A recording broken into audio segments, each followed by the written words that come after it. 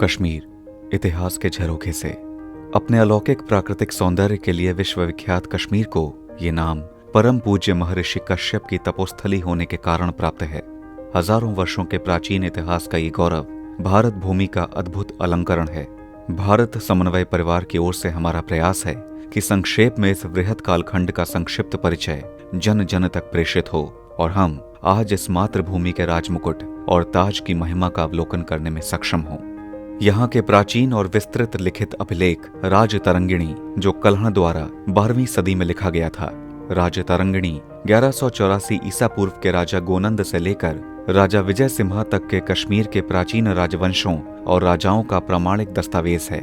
इस पुस्तक में कश्मीर की भौगोलिक स्थिति, इसका अभिनव प्राकृतिक सौंदर्य और सामयिक शासन व्यवस्था तथा सामाजिक स्थितियों का विस्तृत विवरण उपलब्ध है।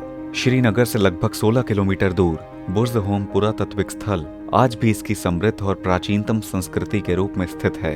राजतरंगिणी के अनुसार उस समय यहाँ संपूर्ण हिंदू राष्ट्र था और ये अशोक महान के साम्राज्य का हिस्सा भी था।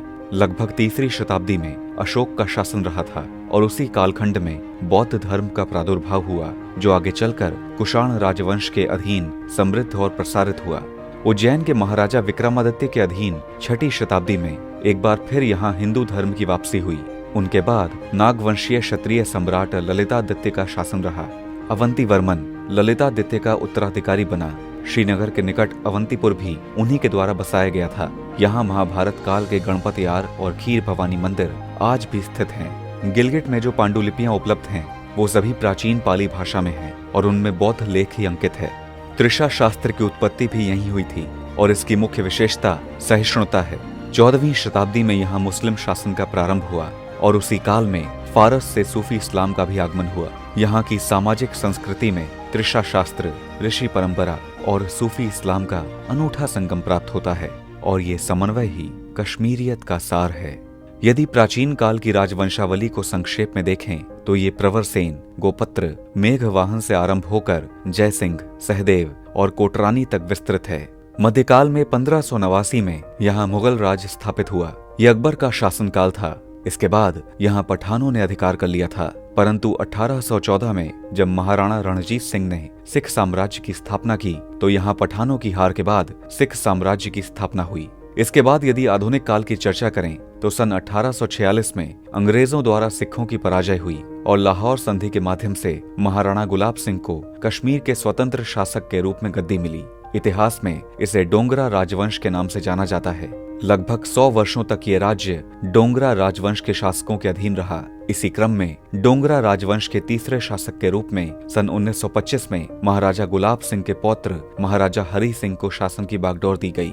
उन्होंने सन 1947 तक अर्थात भारत की आजादी तक इस क्षेत्र पर शासन किया। महाराजा हरि सिंह के शासनकाल में भारत में स्वतंत्रता प्राप्ति के प्रयास आरंभ हो चुके थे और सर्वत्र आंदोलनों एवं अन्य माध्यमों से आजादी की मांग बलवती हो रही थी। कश्मीर में भी आजादी की मांग जोर पकड़ रही थी। सन 1930 में शेख अब्दुल्ला ने महाराजा हरि सिंह के विरुद्ध आजादी की मांग को बढ़ावा देने के लिए पहले मुस्लिम कॉन्फ्रेंस और बाद में इसका नाम बदलकर नेशनल कॉन्फ्रेंस का गठन किया और आजादी के प्रयास की उनकी गतिविधियां बढ़ने लगीं और राजा हरि सिंह ने शेख अब्दुल्ला को गिरफ्तार करवा दिया।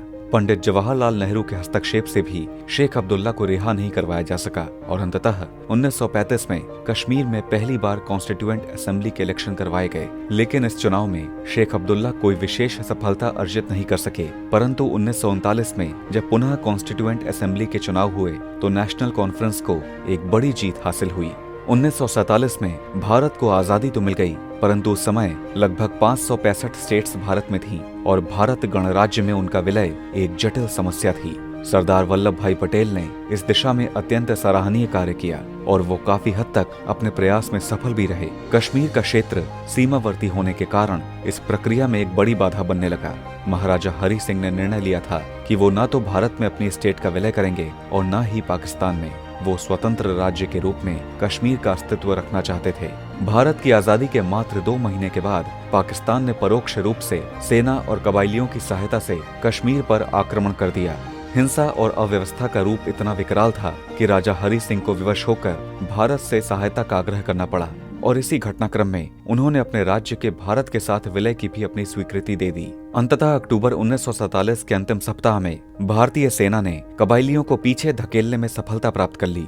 किंतु अभी ये अभियान पूर्ण भी नहीं हुआ था कि जनवरी 1948 को भारत द्वारा कश्मीर मुद्दे को संयुक्त राष्ट्र सुरक्षा परिषद में ले जाया गया। संयुक्त राष्ट्र सुरक्षा परिषद के निर्णय के अनुसार युद्ध विराम की घोषणा की गई और स्थिति को यथावत रखते हुए 3 सदस्यीय संयुक्त राष्ट्र आयोग 20 जनवरी 1948 को गठित कर दिया गया और ये प्रावधान रखा गया कि पहले पाकिस्तान अपनी सेना को वापस बुलाए और भारत भी अपने सुरक्षा बलों को क्रमशः कम करे। उसके बाद संयुक्त राष्ट्र के पर्यवेक्षण में राज्य की जनता द्वारा जनमत संग्रह का भी प्रावधान रखा गया था, परंतु ये सब संभव नहीं हो सका क्योंकि प्रथम चरण में ही पाकिस्तान ने इसका अनुपालन सुनिश्चित नहीं किया।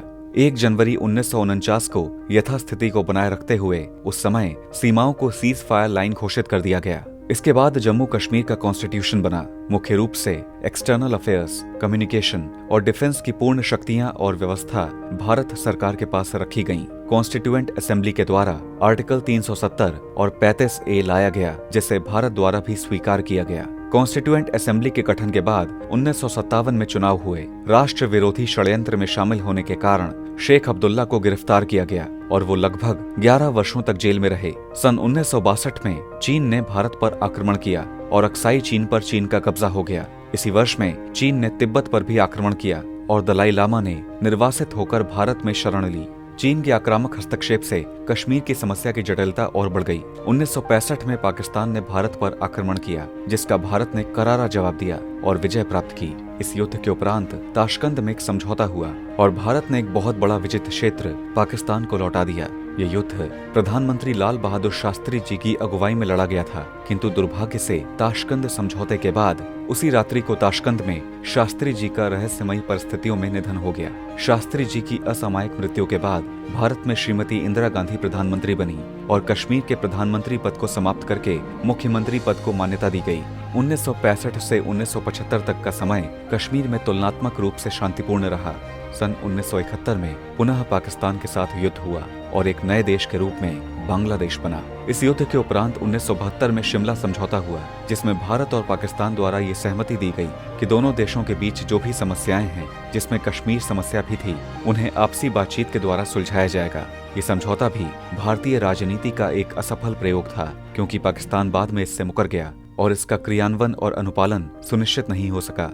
1975 में शेख अब्दुल्ला के मुख्यमंत्री बनने के बाद शेख इंदिरा अकॉर्ड साइन किया गया, जिसका सार ये था कि अब कोई प्लेबिसाइट नहीं होंगे और किसी भी प्रकार की अलगाववादी गतिविधियों को भारतीय संविधान का अपमान माना जाएगा और तदनुसार ही कार्यवाही की जाएगी तथा कश्मीर के कॉन्स्टिट्यूशन में कोई बदलाव नहीं किया जाएगा। 1977 में इमरजेंसी लगाई गई और राजनीतिक घटनाक्रम में परिवर्तन के बाद जनता पार्टी सत्ता में आई।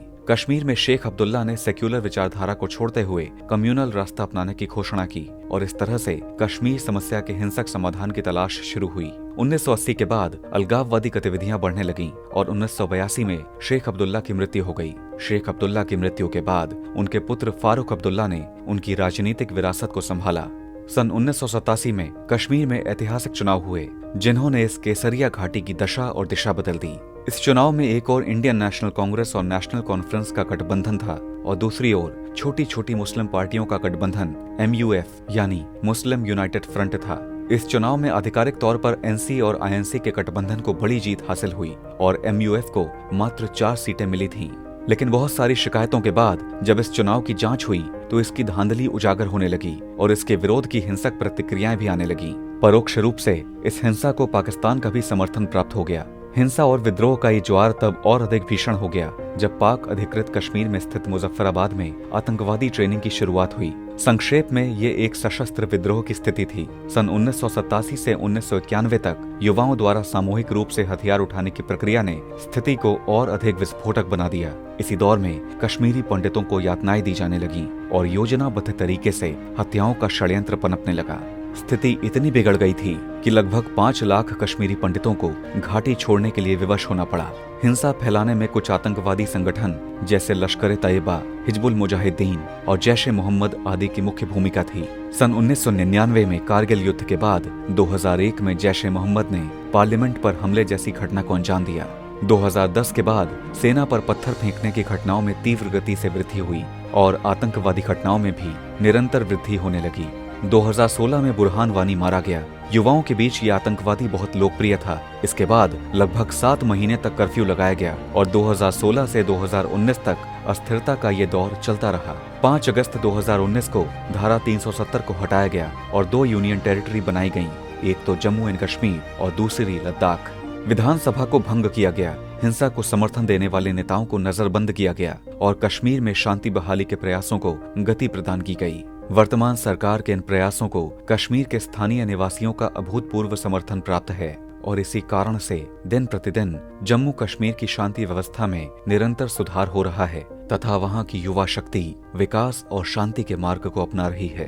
भारत समन्वय परिवार की ओर से हम आशा करते हैं कि कश्मीर अपने गौरवमयी अतीत की प्रतिष्ठा को पुनः प्राप्त करे और वहां का जनमानस राष्ट्र की मुख्य धारा से जुड़कर अपने विकास और समृद्धि का मार्ग प्रशस्त करे।